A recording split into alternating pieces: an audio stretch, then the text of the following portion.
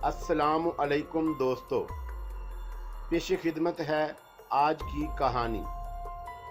कहानी में आगे बढ़ने से पहले मेरी नए आने वाले दोस्तों से अपील है कि हमारे चैनल को सब्सक्राइब करें और बेल के आइकॉन को दबाकर ऑल नोटिफिकेशन ऑन कर दें ताकि हर आने वाली नई वीडियो का नोटिफिकेशन आपको बर वक्त मिल सके।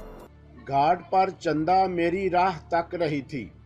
उसने तरपाल के दस्ती बैग में अपने एक जोड़े में रकम और जेवरात लपेट कर रख लिए थे। लॉन्च आने में कुछ देर बाकी थी। इत्तेफाक से उस लॉन्च से जाने वाले मुसाफिर उसके गांव के ना थे। अलबत्ता उस लॉन्च से कुछ मुसाफिर उतरे थे और हमें एक कैबिन मिल गया। मेरे पास भी माकूल रकम थी। इस शिकार को अपने जाल में फंसा कर मुझे बहुत खुशी हुई, जबकि मुझे तवक्का ना थी। जब लॉन्च रवाना हुई तो मैंने दरवाज़ा बंद करके अंदर से चटखनी लगा दी। वो मुझे तुर्श नज़रों से देखने लगी। उसका चेहरा जर्द पड़ गया। उसका ये ख्याल था कि मैं तन्हाई से फ़ायदा उठाऊंगा, मगर मैं इजलतबाजी से काम लेना नहीं चाहता था, क्योंकि वो मेरे हाथ से अब बचकर जा भी नहीं सकती थी। मैंने जब उससे कहा कि तुम कितनी रकम और जेवरात लाई हो दिखाओ, तो उसकी जान में जान आई।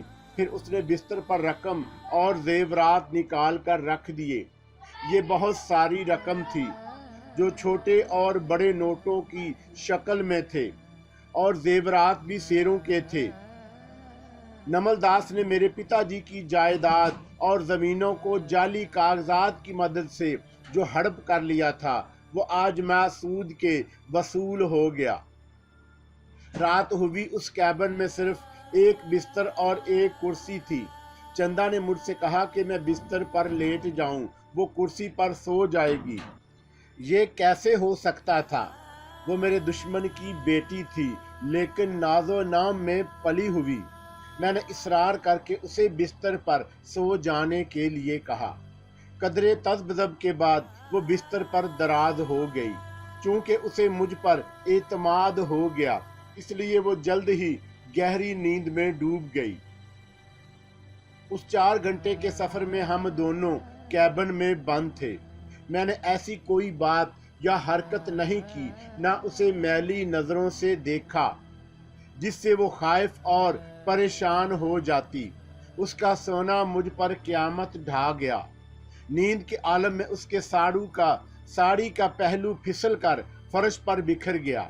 उसका गुदराया हुआ पुरशबाब बदन उस लिबास में शोले की तरह आंच दे रहा था।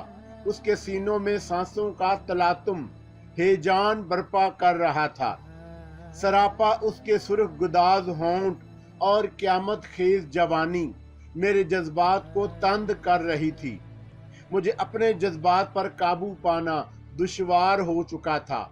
मैं जैसे अंगारों पर लौट रहा था, अंदर ही अंदर जल रहा था। मेरे दिल में जाने कितनी बार ये ख्याल आया कि मैं उसे दबोच लूं, एक मोदी सांप की तरह डस लूं। मुझ पर एक दोगली कैफियत सी जारी थी। मेरी पेशानी अर्क आलूद हो गई। उसने मुझे एक ऐसे इम्तहान में डाल दिया कि मैं उससे बाहर निकल भी नहीं सकता था। मैं कैबिन का दरवाज़ा खोलकर बाहर आ गया और अरशे की रेलिंग के पास जो बेंच पड़ी थी उस पर बैठ गया। लॉन्च अपने मखसूस रफ्तार से सफ़र तय कर रही थी। तमाम मुसाफिर सो रहे थे। फरहत बख्श हवा चल रही थी, जिससे मैंने अपने सारे बदन में फरहत और ताजगी सी महसूस की। फिर मैं बेंच पर लेट गया। सोचने लगा कि आखिर कली को फूल बनाने और भुनरा बनने में हर्ज ही क्या है। वो मेरे रहमो करम पर थी और किसी बात से इनकार ना कर सकती थी।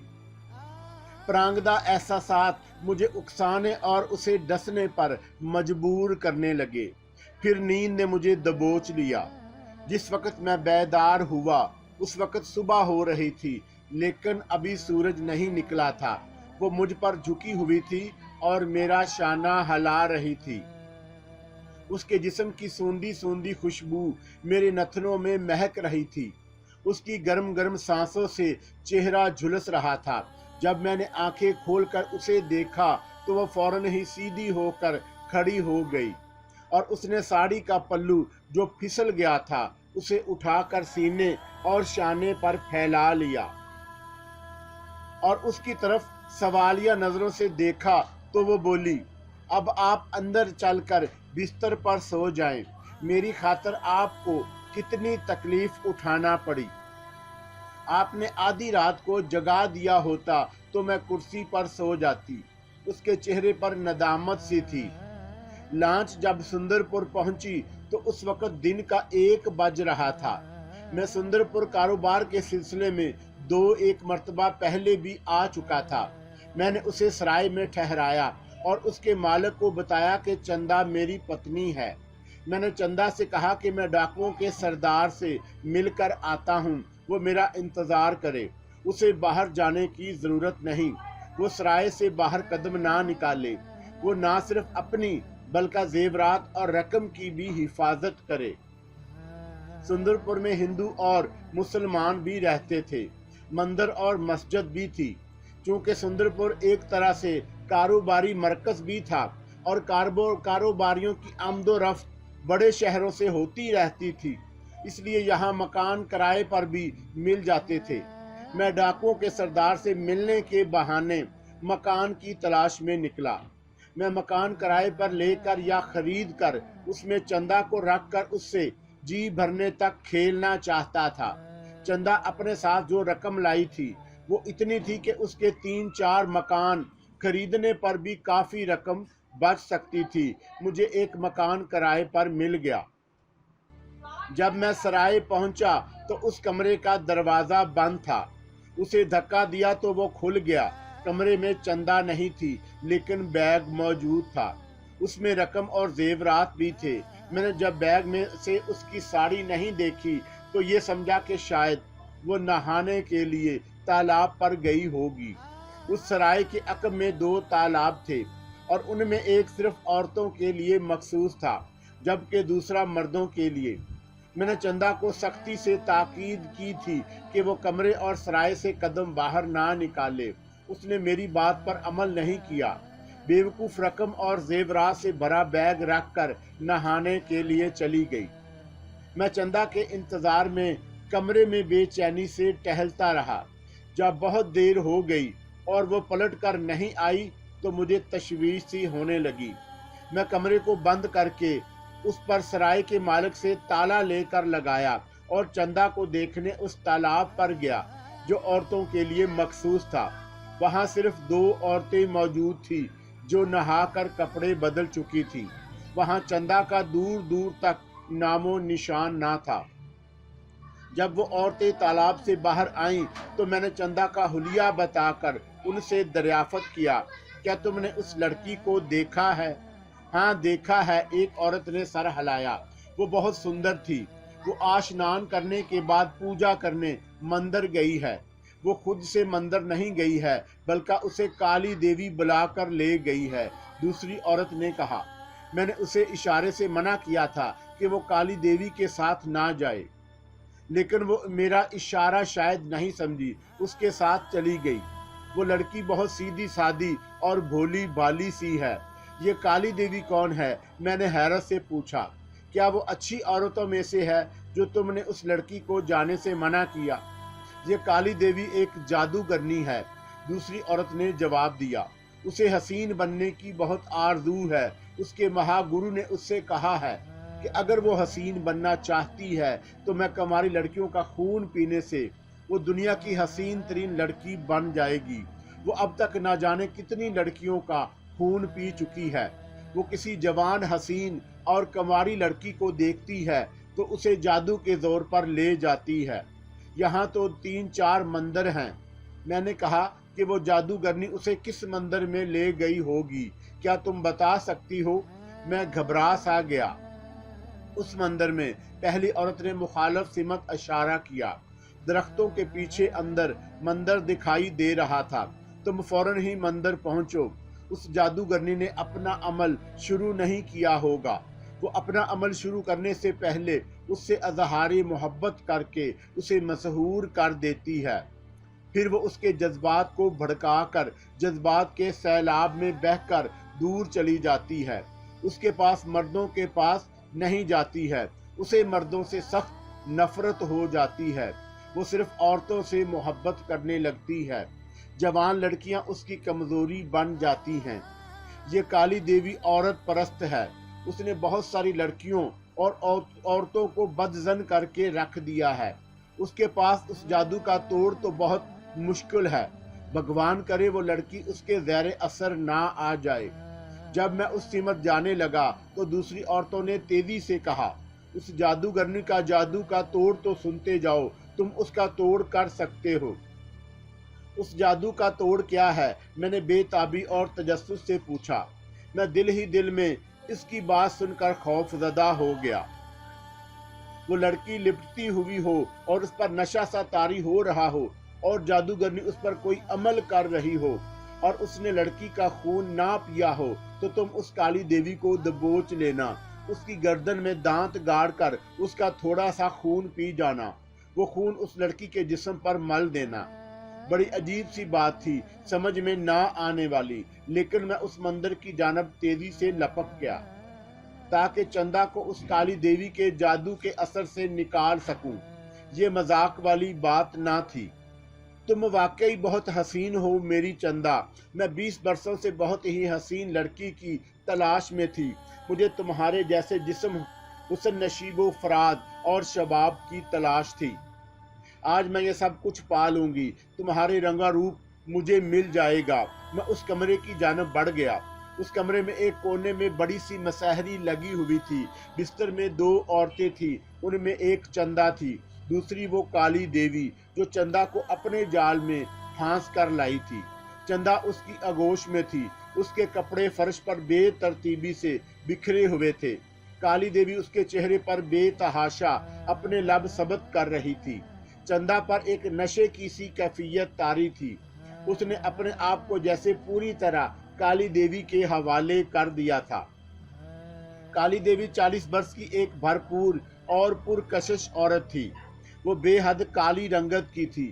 جب وہ چندا کی گردن میں اپنے دانت گاڑنے والی تھی، میں نے بستر کے پاس جا کر اس کا بازو پکڑ کر اسے اپنی طرف کھینچا، پھر اسے اپنی آغوش میں لے کر اسے سنبھلنے اور سوچنے کی مہلت ہی نہیں دی۔ میں نے اپنے دانت اس کی گردن میں گاڑ دیے، دانتوں سے اس کی جلد کو کاٹا، پھر میرے ہونٹوں نے خون کا ذائقہ محسوس کیا۔ میں نے اس کے خون سے منہ بھر لیا۔ اس نے بڑی مزاحمت اور جدوجہد کی میری آغوش سے نکلنے کی۔ میں نے اس کا خون پینے کے بعد اس جادوگرنی کو بڑے کر کے پیار سے دھکا دیا اور وہ اپنا توازن قائم نہ رکھ سکی، فرش پر جا گری۔ میں نے انگلی سے خون چندا کے لب پر مل دیا۔ میں نے پلٹ کر دیکھا تو وہ جادوگرنی وہاں موجود نہ تھی، وہ اپنے کپڑے لے کر کمرے سے نکل گئی۔ چند لمحوں میں چندا کو ہوش آ گیا، لیکن اسے اس بات کا ہوش اور خیال نہ تھا کہ وہ بے لباس ہے۔ اس نے آنکھیں کھول کر ادھر ادھر دیکھا، مجھ پر نگاہ پڑتے ہی چونکی۔ یہ کون سی جگہ ہے؟ میں یہاں کیسے آ گئی؟ تم یہاں کالی دیوی تالاب سے بہلا پھسلا کر تمہیں لے آئی تھی تو کہ تمہارا خون پی جائے۔ یہ مندر ہے اور تم اس کے کمرے میں ہو۔ چندا کو جیسے ہی اس بات کا احساس ہوا کہ وہ بے لباس ہے، وہ شرما کر گٹھری بن گئی۔ اس نے اپنا سر گھٹنوں میں چھپا لیا۔ میں نے فرش سے کپڑے اٹھا کر دیے اور باہر چلا آیا۔ تھوڑی دیر بعد وہ باہر آئی تو اس کا چہرہ سرخ ہو رہا تھا، اس احساس سے کہ میں نے اسے بے لباس دیکھ لیا۔ اس کی نگاہیں جھکی جھکی سی تھی۔ میں اسے سرائے سے لے آیا، پھر وہاں سے اسے گھر لے کر پہنچا۔ اس گھر میں ضرورت کی ہر چیز موجود تھی۔ کیا آپ ڈاکوؤں کے سردار سے مل آئے؟ چندا نے پوچھا۔ وہ کیا کہہ رہا تھا؟ وہ کب میرے ماتا اور پتا جی کو رہا کرے گا؟ چندا، میں نے بڑی سنجیدگی سے کہا، میں نہیں جانتا کہ تمہارے ماں باپ کہاں ہیں۔ میں تمہیں فریب دے کر، جھوٹ بول کر لایا ہوں۔ چندا حیرت سے اچھل پڑی، اس کی بڑی بڑی سیاہ آنکھیں پھیل گئیں۔ آپ مجھے کس لیے لائے ہیں؟ اس لیے کہ میں تمہاری عزت سے ایک کھلونے کی طرح उस वक्त तक खेलता रहूं जब तक मेरा जी नहीं भर जाता, मैंने सफाक लहजे में जवाब दिया। इसके बाद तुम्हें दरिंदों के हवाले कर दूं, जब वो अपनी प्यास बुझा लें तो तुम्हें कत्ल करके तुम्हारे गांव में तुम्हारी लाश फेंक दें। चंदा का चेहरा सफेद पड़ गया, उसके जिस्म पर लर्जा सा तारी होने लगा। वो किस लिए? उसने हैरत से पूछा। इसलिए कि तुम्हारे बाप ने मेरी माँ की इज्जत बर्बाद की, मेरे बाप को कत्ल कर दिया, मेरा भी दुश्मन बन गया। मैंने उसे बताया। मेरे बाप के गुनाहों की सजा आप मुझे क्यों और किस लिए देना चाहते हैं? उसने कांपते हुए लहजे में पूछा। इसलिए कि उसे अजियत, दुख और तकलीफ पहुंचाऊं, मैंने सर्द सफाक लहजे में जवाब दिया। फिर एक रोज मौका पाकर उसे भी खत्म कर दूं। मेरी मौत से उसे कोई सदमा नहीं होगा। चंदा बोली, अलबत्ता मेरी माँ शादमा ही ये सदमा बर्दाश्त कर सके। मैं आपको बता नहीं सकती कि मुझे अपने बाप से किस कदर नफरत है। वो एक जालिम और शकीए कल्ब और दौलत का भूखा है। मैं आपके साथ परेशान होकर रकम और जेवरात लेकर सिर्फ माँ को बचाने की गरज से आई। मेरी माँ भी उससे सख्त नफरत करती है, वो भी हमें पसंद नहीं करता। वो तुम्हें और तुम्हारी माँ को किस लिए पसंद नहीं करता? मैंने उसकी आंखों में झांकते हुए पूछा। क्या उसकी जायज औलाद नहीं हो? इसलिए कि मैं और मेरी माँ ने उसे हमेशा जुल्म सतम और अय्याशी से बाज रखने की कोशिश की। चंदा ने जवाब दिया। आपके पिताजी कौन थे? मेरे पिताजी का नाम सुभाष मुखर्जी और मेरी माँ का नाम मधुमती। मैंने बताया। क्या तुमने हमारे बारे में कभी सुना? वैसे मैंने तुम्हें कभी गांव में नहीं देखा, तुम्हारी माँ को देखता रहा हूँ। तुम शायद उस वक्त बहुत छोटी थी। आपके पिताजी मेरे पिताजी के बचपन के दोस्त थे। वो कहने लगी कि मुझे बताया कि मेरे पिताजी और आपकी माताजी के इश्क में गिरफ्तार हो गए थे। सारे वाकयात उनके इल्म में है। उन्होंने मुझे बताया था कि पिताजी ने उन्हें धमकी दी हुई थी कि किसी को इन वाकयात के बारे में बताया तो कत्ल कर देंगे। जब मैं पैदा हुई उन्हें बहुत नागवार लगा। उनकी ख्वाहिश औलादे नरीना की थी, इसलिए माता जी ने मुझे परवरिश नानी के यहाँ भेज दिया। जब मैंने जवानी की दहलीज पर कदम रखा तो मेरी माँ ने मुझे बुला लिया।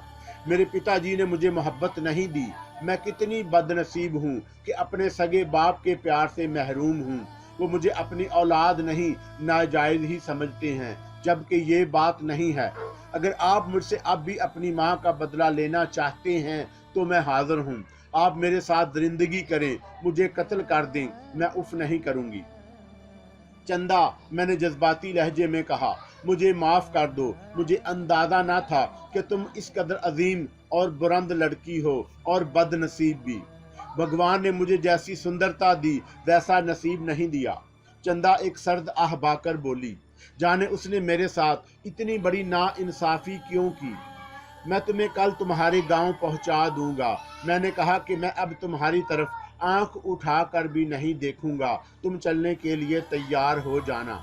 नहीं, अब मैं वापस नहीं जाऊंगी, चंदा हज़ियानी लहजे में बोली। उसकी आंखों से खौफ झांकने लगा, चेहरा जर्द पड़ गया। वो किस लिए? मैंने हैरत भरी नजरों से देखा। तुम इस कदर खौफजदा क्यों हो रही हो? क्या बात है? इसलिए कि मेरा बाप नागपुर के एक बड़े बूढ़े जिम्मेदार से मेरा सौदा करके शादी कर देना चाहता है, चंदा सरासीमगी से बोली। वो मेरी बाप के उम्र का है। जब उसने मुझे पहली बार रंगामाई के मेले में देखा तो तब से मर मिटा है। उसने मेरा रिश्ता मांगा तो माँ ने इनकार कर दिया, लेकिन पिताजी तैयार हो गए। अब तुम क्या करोगी? कहाँ जाओगी? मैंने उसके चेहरे पर निगाहें मरकूज करके पूछा। कहो तो तुम्हें तुम्हारी नानी के यहाँ भी छोड़ सकता हूँ। उसने चंद लम्हों तक सोचा। अगर आप चाहें और पसंद करें तो मुझे अपना लें। मैं सारी जिंदगी आपकी दासी बनकर सेवा करती रहूंगी। मैं नानी के यहाँ जाऊंगी तो मेरा बाप मुझे जिंदा नहीं छोड़ेगा। वो वहां आकर मुझे और मेरी नानी को भी खत्म कर देगा। क्या कहा? मैंने हैरत और खुशी से कहा। मुझे अपनी समाज पर फतूर का एहसास हुआ। तुम मुझसे ब्याह करोगी? मेरा जीवन साथी बनोगी? चंदा, क्या मैं इस काबिल हूँ कि तुम्हारा पति बन सकूं? चंदा अच्छी तरह सोच लो, मैं मजबूरियों से फायदा उठाने वालों में से हरगिज नहीं।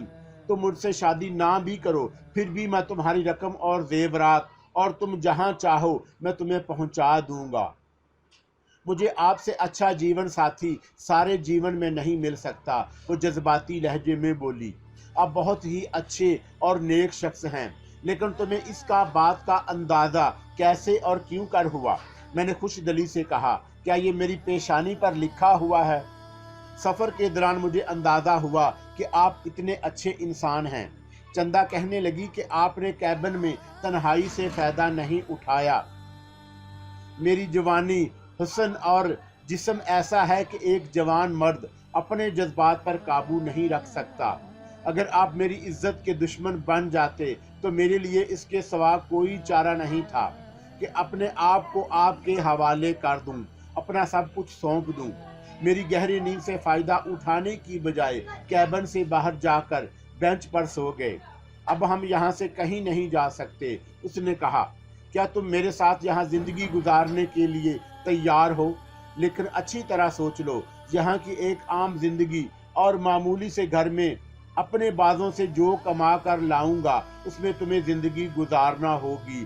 तुम्हारा जो भी फैसला हो वो जज्बाती ना हो। आप मुझे जिस हाल में रखेंगे मैं उसमें ही खुश रहूंगी। चंदा बोली कि मेरे पास जो रकम और जेवरात हैं अब आप उसके मालिक हैं। नहीं, मुझे उसकी कोई ज़रूरत नहीं। मैंने कहा कि मेरे लिए असल दौलत तुम और तुम्हारी मोहब्बत होगी। मैं उसकी तरफ आंख उठाकर भी नहीं देखूंगा। मुझे दौलत से हमेशा से नफरत रही है। जितनी अच्छी है उतनी बुरी भी है, उसे तुम अपने पास ही रखो। जब आपको अपना सब कुछ सौंप दूंगी तो ये दौलत नहीं सौंप सकती। मैं और मेरी हर चीज़ अब आप ही की है। चंदा बोली कि हम यहाँ अब मियाँ बीवी की तरह रहना शुरू कर देंगे। मैंने मौजू बदला, जो भी पूछे कह देना कि हम मियाँ बीवी हैं। बगैर ब्याह के मियाँ बीवी की तरह ज़िंदगी गुजारना अच्छी बात नहीं है।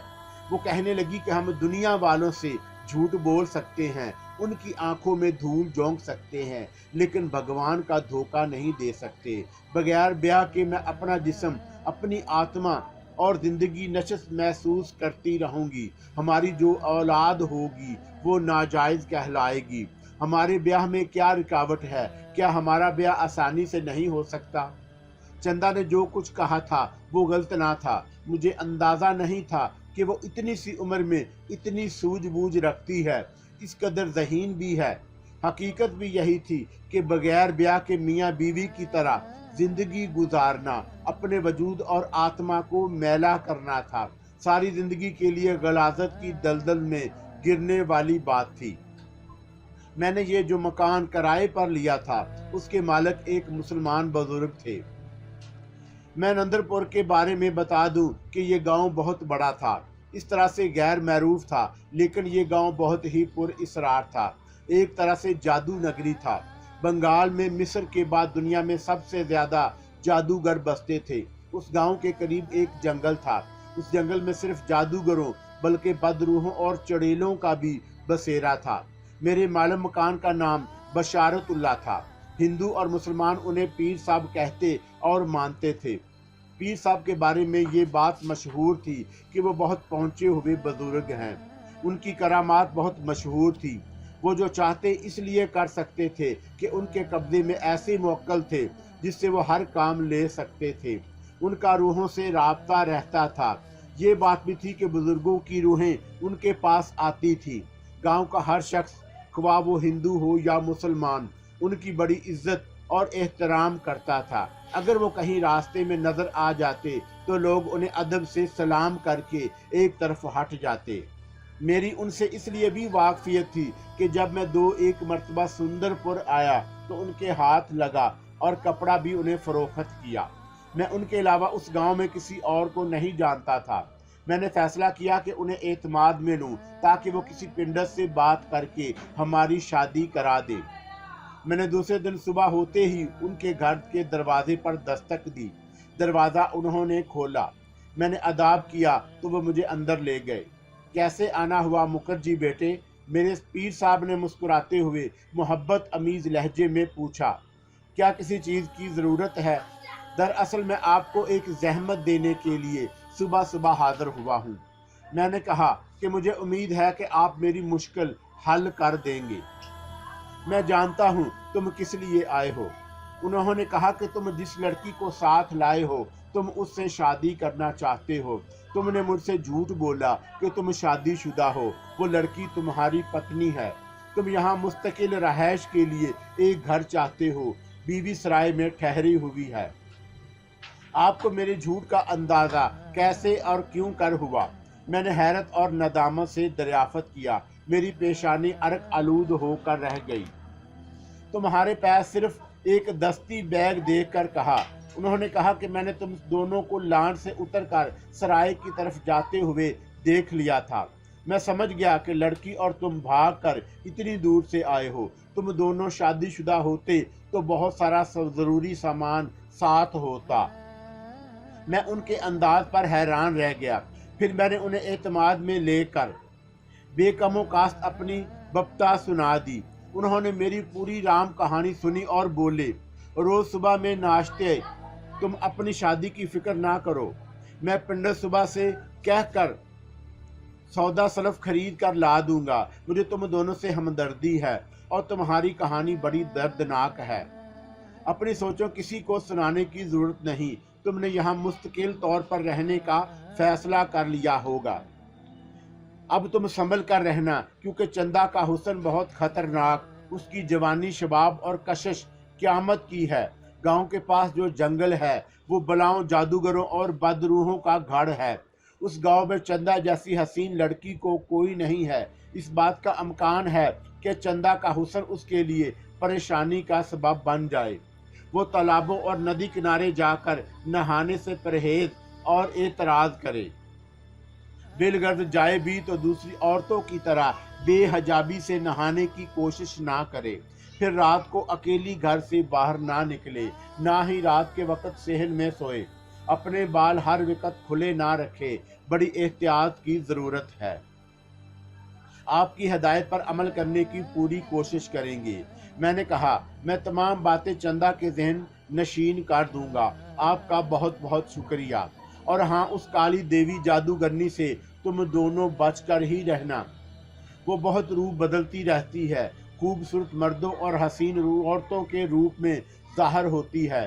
दरअसल वो एक नागन है। 200 बरस तक नागों की दुनिया में नागन बनी रही थी। 100 बरस तक उसने इंसानों और हैवानों का खून पिया तो नाग देवता के मंदिर में उसे 10 इंसानों के खून से नहलाया गया। फिर नागों की दुनिया के देवता ने उसे ऐसा जादू दिया कि वो किसी की भी जान वार के रूप में आ सकती है। वो एक हवस और हम जिन्स परस्त औरत है। गो के हसीन औरतें उसकी कमजोरी हैं, लेकिन वो मर्दों की भी भूखी है। वो हसीन से हसीन तर बनने के लिए हसीन लड़कियों और औरतों को फरेब के जाल में फांसती है, उनसे मनमानी और उन्हें खुदकशी करते हुए उनका खून पी जाती है। लिहाजा तुम दोनों बहुत होशियार रहना। जब मैं वापस घर पहुंचा तो मालूम हुआ कि चंदा को काली देवी फिर से ले गई है। लेकिन वो चंदा को क्यों लेकर गई? वो चंदा का खून घर पर भी पी सकती थी। उस काली देवी ने मेरा रूप धार कर चंदा को अपनी आगोश में ले लिया था। जब उसने शिबा को देखा तो वो चंदा को लेकर जंगल की तरफ गई ताकि चंदा का खून पीने के बाद उसकी लाश वहां छोड़कर गायब हो जाए। लेकिन काली देवी घर में दिन में कैसे घुस आई? उसने मेरा रूप धार लिया। वो औरत नहीं, नागन थी। मैं ठठक के रुक गया। फिर गैर महसूस अंदाज से उस आवाज़ की सिमत बढ़ा। दरख्तों के बीच एक खुली जगह थी। मैंने काली देवी, 6-7 नागनों और एक शख्स को देखा। शायद ये वही खबीस बदरूह थी जिसके बारे में पीर साहब ने बताया था। उसका चेहरा मकरू सा था। चंदा उनके दरमियान सहरज़दा सी खड़ी थी। उस पर जैसे जादू कर दिया गया। अगर उस पर जादू ना किया गया होता तो वो उस बदरूह और नागनों को देखकर खौफजदा हो जाती। लेकिन वो एक महारानी की तरह बड़े पुरवकार और तमक्कन से खड़ी हुई थी। जरा सब्र करो, बदरूह ने कहा। इस तरह रक्स देखने में क्या लुत्फ आएगा। एक तो ये लिबास उस रक्स के लिए मौजू नहीं है। लिबास से क्या लेना है, काली देवी ने कहा। इसका रक्स देखना है, ऐसा रक्स जुनून में कभी नहीं देखा और ना तुमने देखा होगा। ये शोला जिस्म है। बदरू ने कहा कि पायल और घुंघरू भी नहीं है, लिबास पायल और घुंघरू वाले आतिश फशां बना देगी। उस बदरू ने कोई मंत्र पढ़कर चंदा पर फूंका। सबसे पहले चंद्रा का लिबास बदल गया। उस वक्त उसके बदन पर ऐसा स्याह लिबास था जिसमें से उसका गोरा बदन शराब की तरह छलक पड़ा। जो लिबास उसने पहन रखा था वो उसके बदन पर नहीं आ रहा था। फिर नादीदा हाथ उसके पैरों में पायल की जोड़ी पहना दी। ये चांद की भारी पायल थी। फिर फिजा में हिजान खेज मौसीकी लहराने लगी। फिर चंदा ने नाचना शुरू किया। उसका कोमन बदन थरकने और खम खाने लगा। ना सिर्फ मौसीकी हेजान खेज थी बल्कि उसका रक्स और बदन भी हेजान खेज था। वो मस्त मस्त होकर नाचने लगी। फिर उसके रक्स में आहिस्ता आहिस्ता जनून शामिल होता गया। वो जैसे रक्स के शबाब की आखिरी मंजिल की तरफ रवां दवां थी। उसके अंश होश रुबा रक्स में सिर्फ उसके फनकारी मेहनत लगन और रियाजत ही का कमाल नहीं था बल्कि उस शहर का शायद दखल था जो उस बदरू ने उस पर फूंका था। थोड़ी देर बाद वो गश खाकर जमीन पर गिरी और बेहोश हो गई। काली देवी उस बदरू ने उसे मुखातब किया। क्या लाजवाब रक्स था। ऐसा रक्स वाकई मैंने पहले कभी नहीं देखा। अब मेरा ख्याल है कि हम सबको मिलकर उसके जिस्म के मुख्तलिफ हिस्सों से खून पी लेना चाहिए। उस खबीस बदरूह ने कहा। उसके खून पर सिर्फ मेरा और मेरा उन नागन सहेलियों का हक है। काली देवी बोली, मैं ये बात तुम्हें पहले भी कह चुकी हूँ, लेकिन मुझे उसके जिस्म से क्या मिलेगा। खबीस रूह ने कहा, मुझे इंसानी गोश्त नहीं, इंसानी खून मरगूब है। मैं तुम्हारे लिए कोई और लड़की का बंदोबस्त कर दूंगी। काली देवी बोली, तुम फिक्र क्यों करते हो? क्या मैंने इससे पहले तुम्हारा ख्याल नहीं किया? लेकिन ऐसी हसीन लड़की कहाँ नसीब होगी। उसने कहा कि अगर मैं इसका थोड़ा सा खून पी लूं तो उसमें हर्ज ही क्या है। ठीक है, काली देवी ने सर हिलाया। फिर उसकी तरफ प्यार भरी नजरों से देखा। काली देवी ने उन नागनों को इशारा किया। वे बेहोश पड़ी हुई चंदा की तरफ फुंकारती हुई बढ़ने लगी। फिर उस खबीस बदरू और काली देवी ने भी मेरी चंदा लम्हा बे लम्हा मौत के करीब होती जा रही थी। या उसी लम्हे मेरी कुछ समझ में नहीं आया कि मैं क्या करूं। मैं चंदा की जान बचाने के लिए क्या कर सकता हूं। मुझे ऐसा कोई जादू मंत्र और इल्म भी नहीं आता जिससे उन सब का मुकाबला करूं। मेरे पास इतना वक्त नहीं था कि मैं बशारत अल्लाह साहब को खबर कर सकूं। वो चंद लम्हों में मौत का निशाना बनने वाली थी। मैं उन सब से मुकाबला नहीं कर सकता था। बदरू और काली देवी के इशारे पर नागने मुझे डस लेती। मेरी बेबसी चंदा के मौत के तसव्वुर और एहसास से मेरी रगों में लहू को यख बस्ता कर दिया। उसी लम्हे सरास और बुरी तरह चकराया और मेरी आंखों के सामने घुप अंधेरा छा गया। चंद लम्हों तक कुछ सुझाई ना दिया। चंद लम्हों के बाद धुंध छूटी तो मैंने देखा कि बदरू, काली देवी और नागनों ने चंदा को हिसार में ले लिया। एक लहजा की देर थी। वो सब चंदा पर लहू के वहशी दरिंदों की तरह टूट पड़ने वाले थे। मेरी चंदा और मेरी रूह, मेरी जिंदगी और मोहब्बत चंद लम्हों की मेहमान थी। उसी लम्हे उनके करीब एक जोरदार बिजली का कूंदा एक सिमत से आया और उसने उन सब को अपनी लपेट में ले लिया। उन्हें देखने और समझने का मौका भी नहीं मिला। उस बिजली के कूंदे ने उन्हें जलाकर खाकसर कर दिया। दूसरे लम्हे उनका नामो निशान और खाक भी नहीं रही।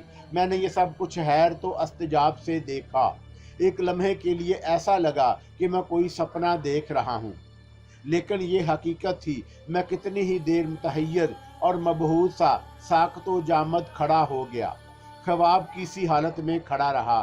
फिर मैं लपक कर चंदा के पास पहुंचा जो बेहोश पड़ी थी। फिर मुझे उसे होश में लाने की कोई तदबीर नहीं करना पड़ी। उसके जिस्म में हरकत हुई। फिर वो रफ्ता रफ्ता होश में आने लगी। चंद लम्हों बाद वो पूरी तरह होश में आ गई। उस वक्त मैंने एक सिमत से बशारत अल्लाह साहब को आते देखा। अब मैं समझ गया, इस बात में कोई शको शुबा नहीं रहा। कि बशारतुल्लाह साहब की मेहरबानी थी। उन्होंने चंदा को ना सिर्फ मौत से बल्कि उस बदरूह काली देवी और नागनों से बचा लिया।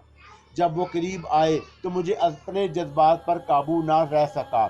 उनके चरण छूने लगा तो उन्होंने फौरन ही मेरे कंधे थाम लिए। ये तुम क्या कर रहे हो? क्या तुम नहीं जानते हो कि हमारे मज़हब में इंसानों को सजदा करना बहुत बड़ा गुनाह है? मैं नहीं जानता हूँ, लेकिन आपने चंदा को इन जालिमों के हाथों मरने से बचाकर जो एहसान मुझ पर किया है, इसलिए मैं आपके चरण छूने की कोशिश की। मैंने भर्राई हुई आवाज़ में कहा। मैंने जो कुछ किया वो एक इंसानी हमदर्दी और बगैर किसी गर्ज के किया, लिहाजा तुम चंदा को लेकर घर जाओ। चंदा होश में आते ही उठ खड़ी हुई। उसने अपने कपड़े झाड़े और मतहय्यर ज़दा नज़रों से देखते हुए मुझसे पूछा, मैं यहाँ कैसे?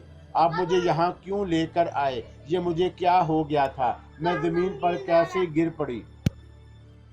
चंदा चौंका। काली देवी के जादू के ज़ेरे असर उठी थी, इसलिए उसे कुछ खबर नहीं थी कि उसके साथ क्या हुआ। मैं तुम्हारे सवालों का जवाब घर पहुंच कर दूंगा। मैंने चंदा को जवाब देकर बशारतुल्लाह से कहा कि ये काली देवी और बदरूह तो हाथ धोकर पीछे पड़ गई, आखिर इससे कब निजात मिलेगी? अब तुम उनकी तरफ से बेफिक्र रहो। बशारतुल्लाह साहब ने मुझे तसल्ली दी कि अब ये तुम्हें कभी तंग नहीं करेंगे। उनके बारे में कुछ लोग कहते हैं कि बड़े अजीबो गरीब कुव्वतों के मालिक हैं। कुछ का ख्याल था कि उनके कब्जे में मुवक्किल हैं जिससे वो हर काम ले सकते हैं। अक्सर मुसलमान ज्ञानियों की निज़ामें उनके पास आई हैं, लेकिन मुसलमान बुजुर्ग जो थे वो कहते हैं कि ये सब बातें गलत हैं। कुछ का कहना था कि मुसलमान ज्ञानियों की रूहें नहीं आती हैं बल्कि जिन्नात आते हैं। उनके बारे में और भी बहुत सारी बातें मशहूर थीं। जब हम उनसे रुखसत होने लगे तो वो बोले, वैसे मैंने इस खबीस बदरूह और काली देवी और चुड़ैलों को जो नागनों के रूप में थी, उन्हें ऐसा सबक दिया है कि इधर का रुख नहीं करेंगी, लेकिन उन्हें चौंका काली माता का आशीर्वाद है, इसलिए वो फिर शक्ति हासिल करने की कोशिश करेंगे। होशियार और चौकन्ना रहने की ज़रूरत है और मैं तुम दोनों की फिक्र और निगरानी करूँगा। ये कहकर मूर्ति चंद सातों के लिए खामोश हो गई। मैंने दस्ती घड़ी में वक्त देखा तो दिन का 1 बज रहा था।